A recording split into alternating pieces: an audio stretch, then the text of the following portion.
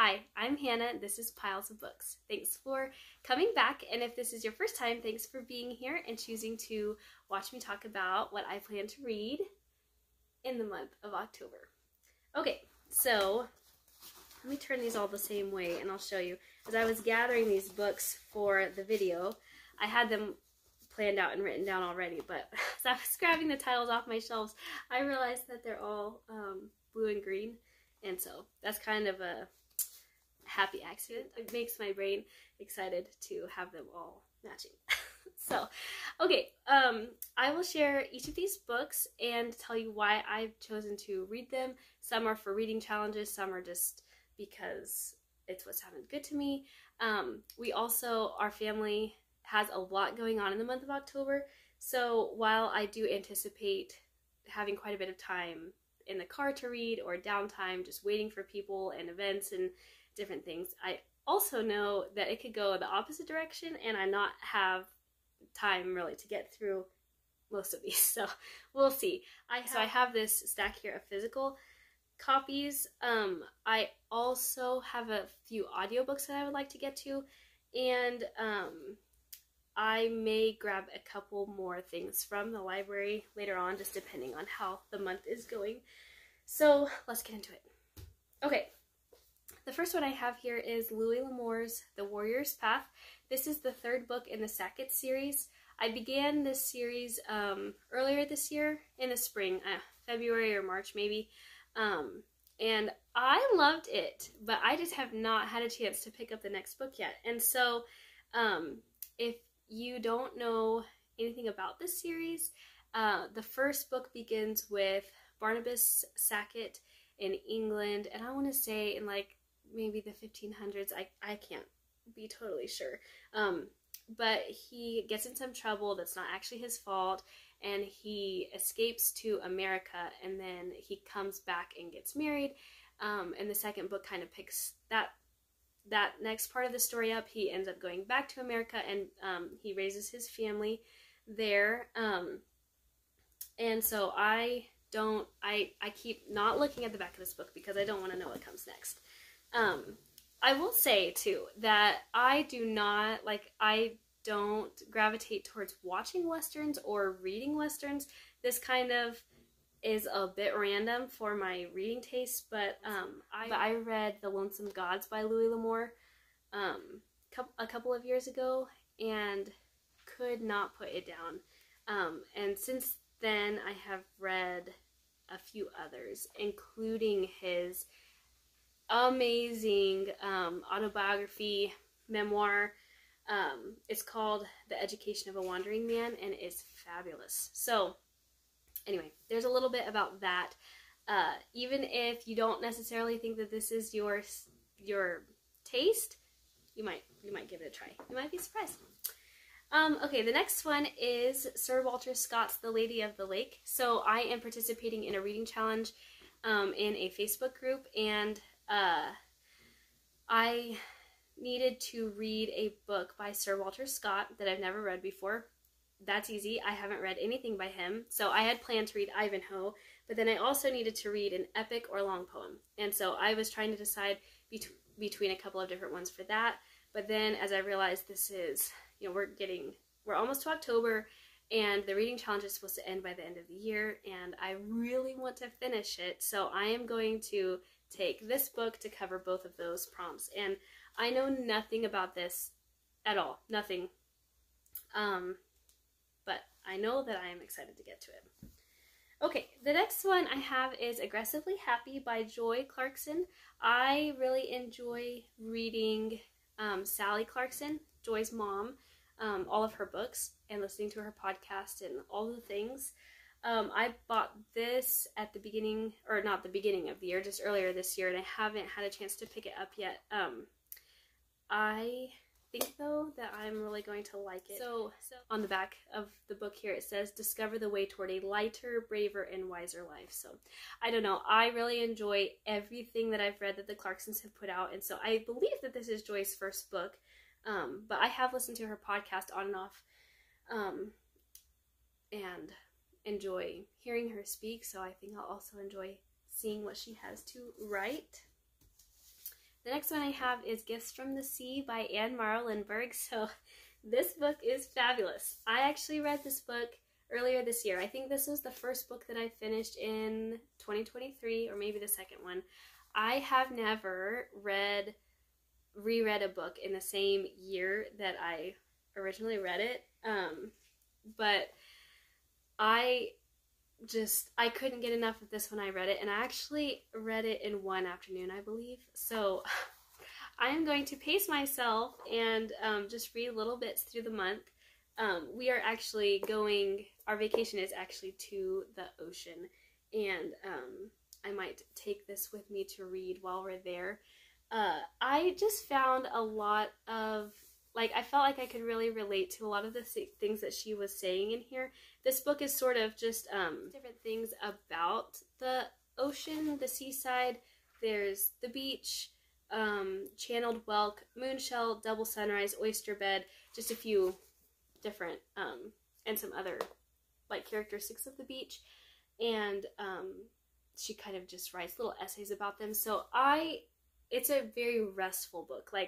I felt like it was kind of sitting in a hug or something. It just really, I don't know, it was so peaceful. And when I read it back in January, I was having kind of a hard time with some different things, and this book just, I don't know, kind of re-inspired me, I guess, to kind of just,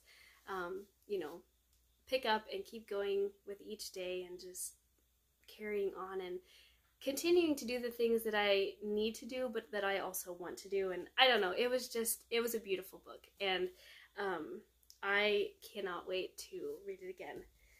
So the next one I have is A Praying Life by Paul Miller. Now, I heard another YouTuber talk about this earlier this summer, I believe, and she just had a lot of good things to say about it. So I randomly saw that somebody was selling it on Facebook, so I grabbed it for myself. I started this with my husband, I don't know, a month or so ago, but he's been busy reading other things and doing other things, and we just haven't had a chance to sit back down and read through it anymore. So I might do this on my own, or I might take it and read it out loud while he's driving. That has been something we've done the last couple trips we've gone on. So the next one I have is The Salt Fix, and I am not going to try to pronounce this name here. This was lent to me by a friend. I try to read at least one health book each month, which is not difficult for me because, as I said in my last video, it's something that I'm super passionate about. So I have quite a few on my shelf that I am wanting to get to here really soon, but I am prioritizing this one because with moving and everything, I would like to just get through the books that people have lent me and get them back to them before they get taken to the new house and unpacked and lost in the shuffle and all of that. So the next one I have is kind of the same. This is from, was lent to me by my brother-in-law, who I talked about in my last video. I'm also trying to get through, he lent me, I believe, 4 books earlier this summer, and so I have just the 2 left that I need to get through and get back to him before we move. So this is The Wire Devils by Frank Packard. I do not know anything about this at all, and this book is it's just a reprint of an old book that's in the public domain, so there's no synopsis or anything on the back of the book, but it looks like it's going to be a pretty fast read, and like I also said in my last video, I definitely trust his book opinions, so I'm looking forward to getting to that one. So the last physical copy book I have here is Clouds of Witness by Dorothy Sayers. So this is for the same reading challenge that The Lady of the Lake is for, and I had to read a detective novel that is new to me. So I started reading Agatha Christie novels last fall-ish, so I was going to pick up something else, and I had this on my shelf. I bought it a couple of years ago at the thrift store, and I've never read it.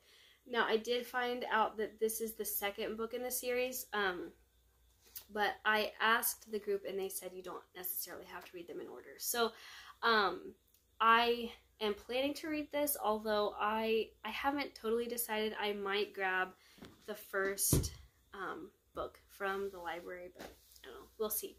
Okay, so those are all of the physical copies that I plan to get through throughout the month. I also would like to read, or I also would like to listen to at least one, hopefully two, Agatha Christie novels.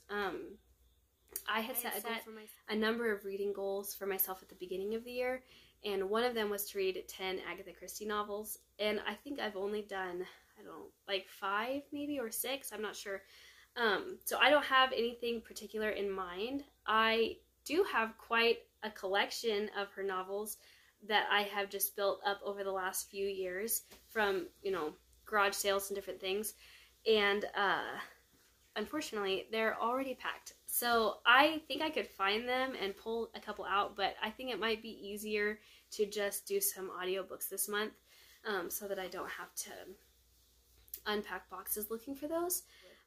So let me know if you have some recommendations for, especially ones that are good on audio. Okay, so the very last book that I want to talk about is A Tale of Two Cities by Charles Dickens. So that will also be for the reading challenge. I needed to read a book by Dickens that I've never read before.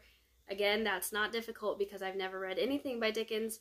So I had started the Pickwick Papers earlier this year, like in, I don't know, April, I think, and I'm about halfway through. I did really enjoy it. It is funny, and it definitely was keeping me engaged, but I put it down because like the summer was just getting hectic and busy, and I tried to pick it back up a couple weeks ago and I just could not quite get into it. So I don't know if I have forgotten enough of the story already, or if it's just maybe just not quite what I'm like, if it's just not quite what my like brain is looking for right now. But I would, regardless of whether I finish that book this year or not, I would like to do A Tale of Two Cities. So I found an audio version that was, I can't remember if it was 16 or 20 hours long, and I have a harder time, I find, with listening to novels on audio. I do better, I think, with nonfiction. And then also, like, I have 4 little kids, so finding time to listen to books is often more difficult than finding time to read a book. So anyway, I don't own a copy of that, so I'm going to either get a hard copy from the library, like I said, or I'm going to listen to the audio book, or maybe I'll do some of both. I don't know. I've never done that, but maybe this will be the book for me to try that. So that is all that I have for you today. It's quite an ambitious list, with being paired with a very busy month for us, but I am looking forward to each and every one of these books, and what I get to, what I don't, there's always later to read them as well. So let me know if you have a couple of Agatha Christie recommendations for me, and let me know also if you've read A Tale of Two Cities, or if you've listened to it, or if you've done both, like what you prefer. If you have a narrator preference as well, that's always helpful. And that's it. So thanks for stopping by, and I'll see you in the next one. Bye.